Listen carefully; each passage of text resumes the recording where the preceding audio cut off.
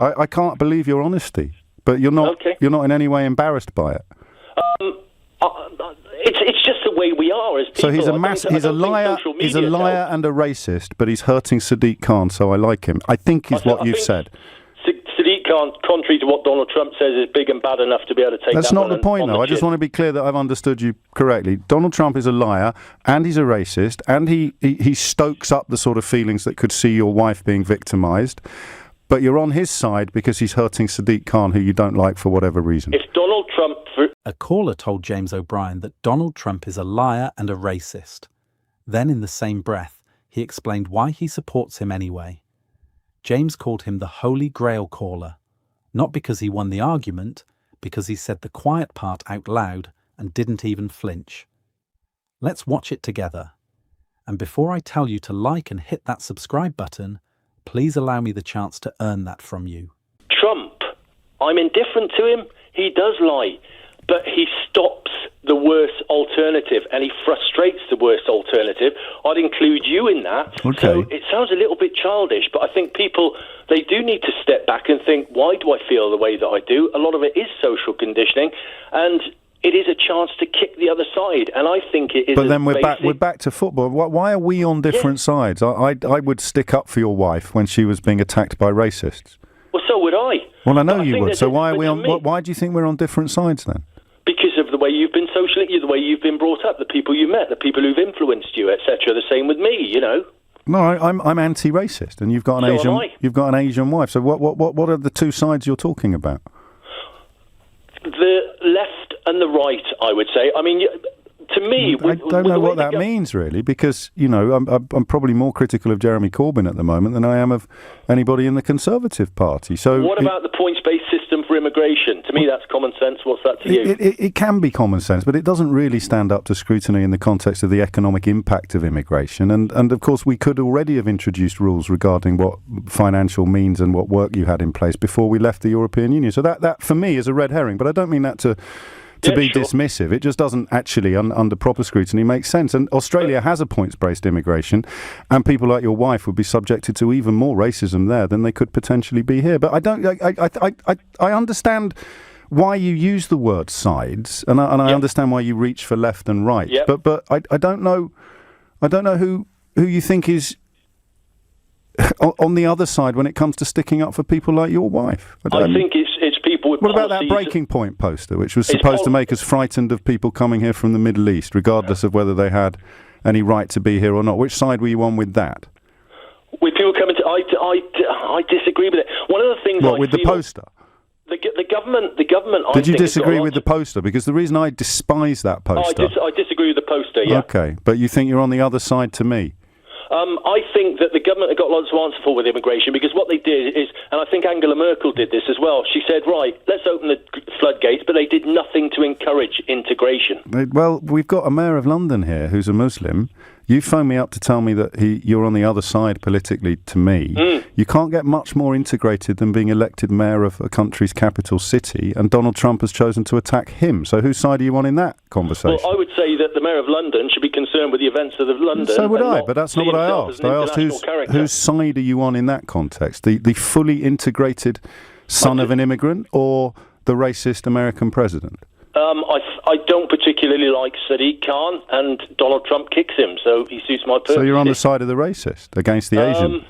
No, I'm on the side of the guy who's against the other guy whose policies I disagree with. But no, it's nothing to do with policies. We're talking about Donald Trump's personal attack on Sadiq Khan shortly after saying people should integrate more and pointing out that Sadiq Khan's parents came here from overseas. You can't get much more integrated than being elected mayor. He's Asian. He's been the victim of attacks from Donald Trump that have never been inflicted upon a non-Asian. And vice versa. Sadiq Khan has attacked Donald Trump for being far right, mate, and he is. I mean, that's just a statement of record. He sympathises with the Ku Klux Klan. See, I think he bans Muslims. Is your wife a Muslim, or is she an Asian of a different religion? No, she's an Asian, actually, who gets a hard time from the Muslims. I don't want to go into the details. No, fine, but that's what side are you on? The side of the Asian or the side of the man attacking the Asian?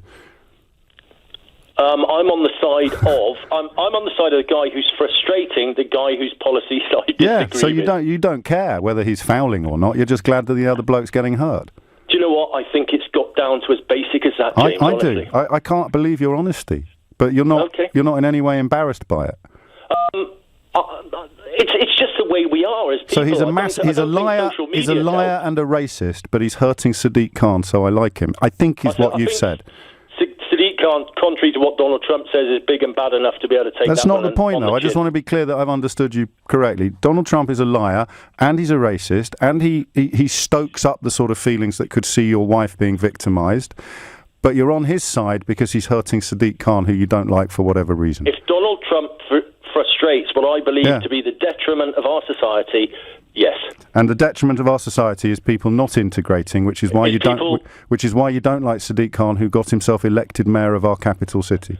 Sadiq Khan is Labour, and he doesn't understand basic economics. Looking at the performance of Labour governments over the years, it would be disastrous. You're jumping around again, aren't you? Not really. Well, you are, because we're talking about the words that you've said. Why do you like Donald Trump in the context of a battle with Sadiq? I didn't say I like Donald Trump. All right, but you talked about sides. Yeah, but you talked about sides. Yeah, I do.